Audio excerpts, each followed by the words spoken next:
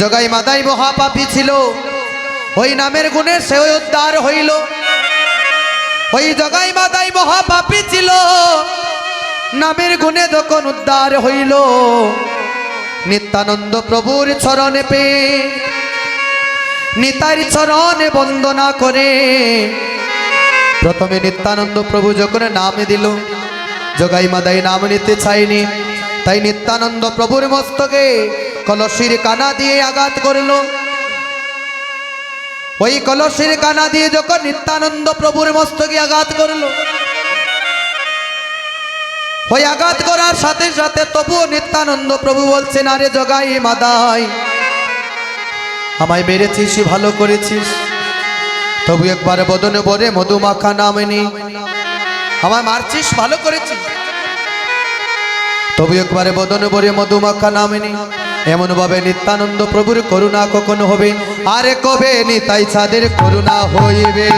আরে কবে নিতাই চাঁদের করুণা হইবে? বলি আর কবে নিতাই চাঁদের করুণা করিবে?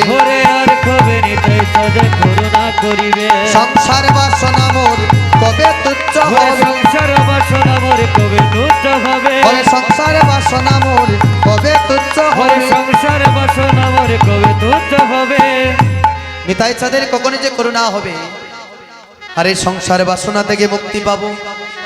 ওমা, এই যে সংসারে আমরা এসেছি এটা সুখের জন্য আসিনি, এই সংসারে আমরা এসেছি দুঃখ ভোগ করবার জন্য। এই দুঃখ যখন আমার ভোগ করা হয়ে যাবে তখন আবার আমি আপন দেশে চলে যাব। কিন্তু এখানে যে সংসারে যে এসেছি, মায়ার সংসারে এসেছি বাণিজ্য করবার জন্য, ব্যবসা বাণিজ্য করবার জন্য। ওই ব্যবসা বাণিজ্য কি কার সঙ্গে? বলে গোবিন্দের সঙ্গে লেনাদেনা করবার জন্য এই জগতে এসেছে। কারণ এই দুর্লভ স্বাদের মনুষ্য জনম এক জনম পরেও পাইনি বাবা, সেই 84 লক্ষ জনী ভ্রমণ করে ভ্রমিতে ভ্রমিতে এই জন্ম পেয়েছি। আমার কীট পতঙ্গ পশু পাখি তরু লতা কুলে সব কুলে জন্ম হয়েছিল, এতটা জন্ম পার করে এই মনুষ্য জন্মটা পেয়েছি। এখানে জানেন মা, এখানে যারা বসে আছে, এখানে যদি এখানে আমি ভাইয়ের কথা বলি, মায়ের কথা বলি, সংসারের কথা বলি, বন্ধুর কথা বলি, এ কথা বললে কি হবে জানেন? সবার সংসারের কথা মনে পড়ে যাবে। শাস্ত্রে নিষেধ আছে যে আউল বাউল দরবেশ সাই এদের গান যেন হরিনাম সংকীর্তনে প্রবেশ না করা হয়। অনেকে দেখেছি তো, অনেক আব্দুল করিমেরও গান বলে, আরো কত শিল্পীর গান শ্রীবাস সঙ্গনী পরিবেশন করে থাকে। ওইগুলা গান পরিবেশন করা নিষেধ। ওইগুলা গান যে পরিবেশন করবে সাথে সাথে বাধা দিবে, কারণ কীর্তনের আয়োজন করেছেন পুণ্যের জন্য। এখানে কীর্তন করে যদি পাপ যদি হয় তাহলে কীর্তন কেন করাবে?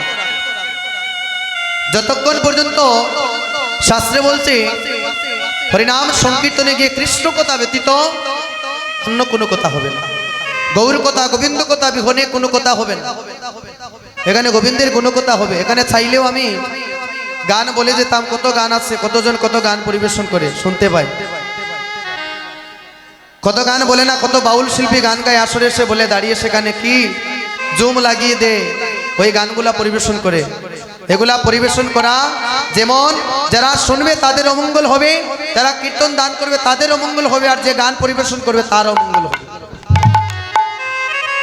তাই ওই গানগুলা যারা পরিবেশন করবে সাথে সাথে নিষেধ করবেন যাতে ওই গানগুলা পরিবেশন না করে। মহাজন সিদ্ধান্ত কত পদ আছে বাবা, এই সনাতন ধর্মে জানার কোনো শেষ নেই, কত কিছু আছে বলবার আসলে। এই নাম মাহাত্মের সময় যে শুধু কৃষ্ণ কথা গৌর কথা হরি কথা আলোচনা এখানে হবে। এখানে কার বাড়ি কি হয়েছে, কার দুঃখ কি, ওইগুলা এখানে প্রকাশ করবার জন্য এখানে আসরে আনা হয় না। ওইগুলা বলে কত সময় নেচে গিয়ে চলে গেলাম, ওইগুলাকে কীর্তন বলে না। কীর্তন হচ্ছে ভগবানের কীর্তিকে হৃদয়ে ধারণ করা। এই যে পদাবলী কীর্তন, পদের মাধ্যমে মনকে বলি দেওয়া গোবিন্দ চরণে। ওই যে কৃষ্ণ কথা বলে যদি এক ফোঁটা নয়নের জল ঝরাতে পারেন তাহলে আপনার জন্মটা সার্থক হয়ে গেল। আর যদি মায়ার কথা বলে, মায়ার কথা শুনে যদি কাঁদি, ওই কাঁদা অসারের কান্না হবে, আসরে কিন্তু কাঁদানো যাবে। এখানে যদি মায়ার কথা বলি, সংসারের জিনিস যদি আমি টেনে আনি এখানে, কেউ বাদ যাবে না, সবাই কাঁদবে।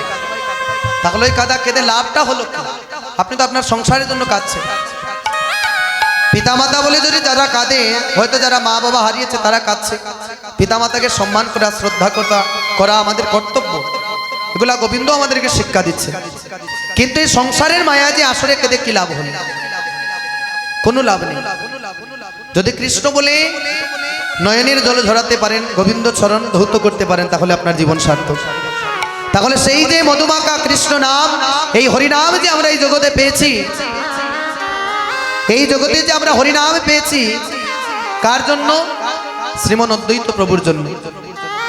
অনেকে বলে শুনেছি, দেখবেন পঞ্চদত্তের চিত্রপটের দিকে তাকালে দেখা যায় যে পঞ্চতত্ত্ব সেখানে দাঁড়িয়ে আছে। মহাপ্রভু, অদ্বৈত, নিত্যানন্দ প্রভু, গদাধর প্রভু, শ্রীবাস প্রভু। আবার অনেকে বলে নিত্যানন্দ নাকি মহাপ্রভু, অদ্বৈত মহাপ্রভু, শ্রীবাস মহাপ্রভু। মহাপ্রভু হচ্ছেন শ্রী চৈতন্য মহাপ্রভু, আর বাকি সারা হচ্ছেন প্রভু। নিত্যানন্দ প্রভু, অদ্বৈত প্রভু।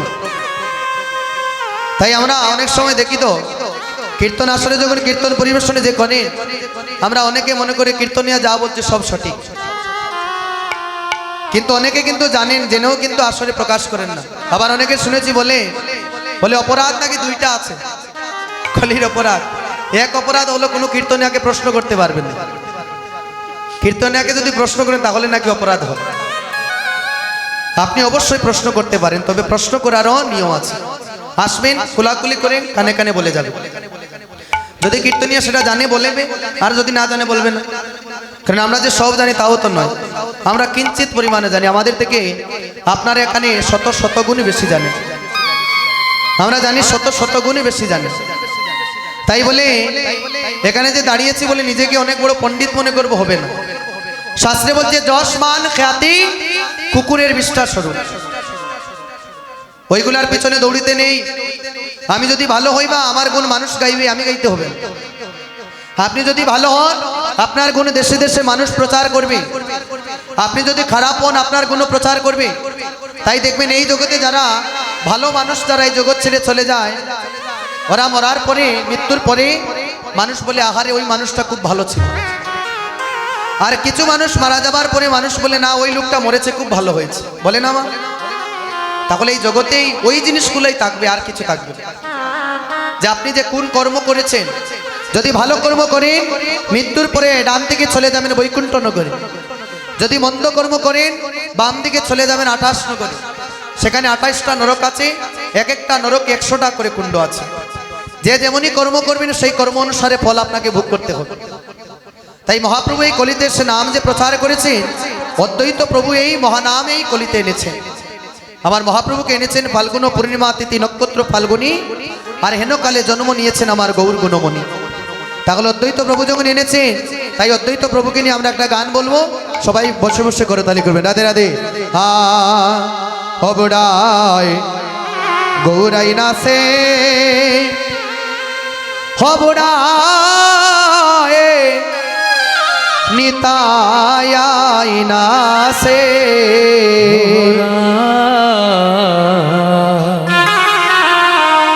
গৌরাই নাসে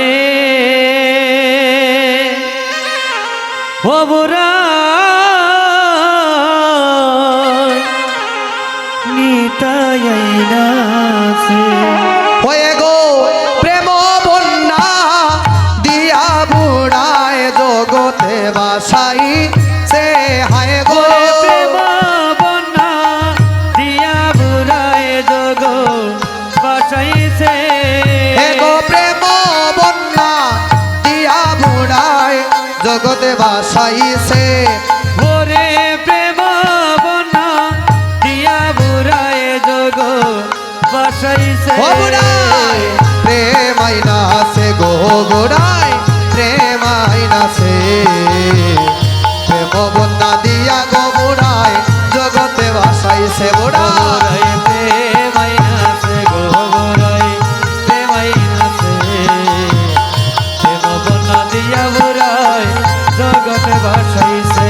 আরে বুড়া বুড়া রসের বুড়া, শান্তিপুরে বাড়ি বুড়া, শান্তিপুরে বাড়ি। আই গো বুড়া বুড়া রসের বুড়া, শান্তিপুরে বাড়ি বুড়া, শান্তিপুরে বাড়ি হায় গো বুড়া বুড়া রসের বুড়া শান্তিপুরে বাড়ি বুড়ার শান্তিপুরে বাড়ি হায় গো বুড়া বুড়া রোষের বুড়া শান্তিপুরে বাড়ি বুড়া শান্তিপুরে বাড়ি হে গো নবদ্বীপে আইসা বুড়ায় বাংলো রসের হাড়ি ওরে নবদ্বীপে আইসা বুড়ায় বাংলো রোষের বাড়ি হে গো নবদ্বীপে আইসা বুড়ায় নবদ্বীপে আইসা বুড়ায় নবদ্বীপে আইসা বুড়ায় বাংলো রসের হাড়ি নবদ্বীপে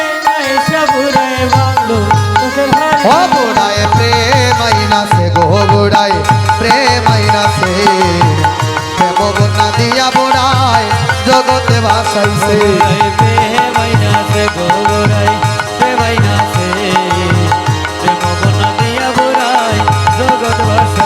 আরে বুড়া বুড়া রসের বুড়া পাকনা মাতার চুল গো বুড়ার পাকনা মাতার চুল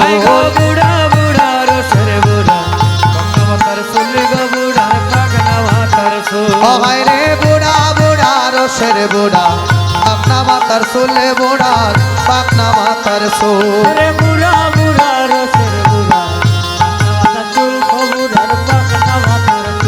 হে গো নবদ্বীপে আইসা বুড়ায় নীল জাতি কুল হে গো নবদ্বীপে আইসা বুড়ায় হে গো নবদ্বীপে আইসা বুড়ায় নীল জাতি কুল ও বুড়ায় প্রেম আইনাছে গো বুড়ায় প্রেম আইনাছে প্রেম বনা দিয়া বুড়ায় জগতে ভাসাইছে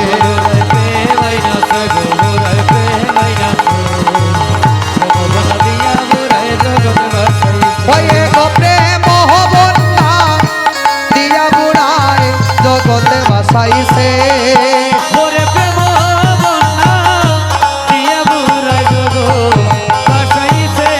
ও বুড়ায় প্রেম আইনাছে গো বুড়ায় প্রেম আইনাছে প্রেম বন্যা দিয়া বুড়ায় জগতে ভাসাইছে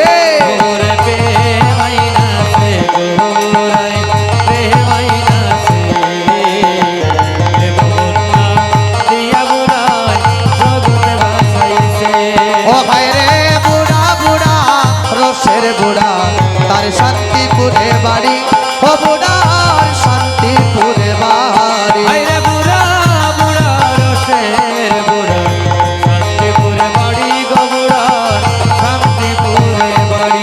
ওই গো নবদ্বীপে আইসা বুড়ায় বাংলো রসের হাড়ি ওরে গো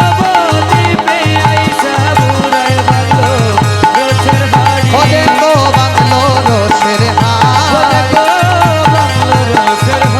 আয় গো বাংলো রসের হাড়ি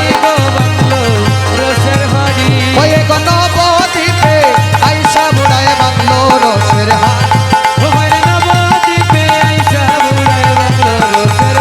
ওই গো বাংলো রসের হাড়ি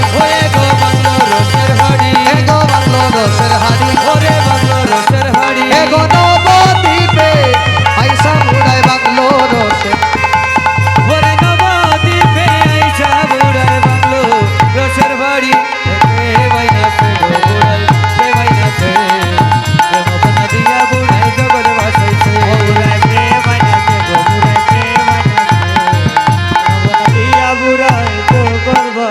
জয় জয় মহাপ্রভু কি জয় জয় মহাপ্রভু কি ভক্তগণ এখানে আমার একজন দাদা আমাকে আসনে অর্থ দিয়েছেন আমি গোবিন্দের নিকট প্রার্থনা করি গোবিন্দ যেন ওনার মনের বাসনা যেন পূর্ণ করে দেন তাই গৌর হরি বল হরি বলছে আরে সেই নিত্যানন্দ প্রভু আমার জীবের কাছে অকাতরে মধুমাখা নাম বিলিয়ে দিচ্ছে